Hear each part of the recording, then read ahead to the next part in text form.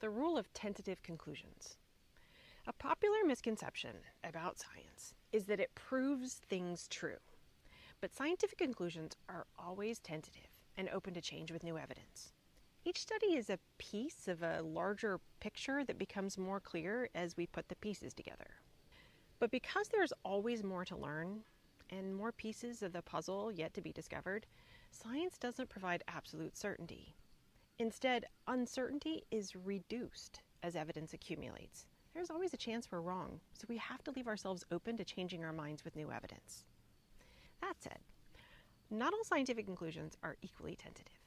Explanations that are supported by a vast amount of evidence are called scientific theories.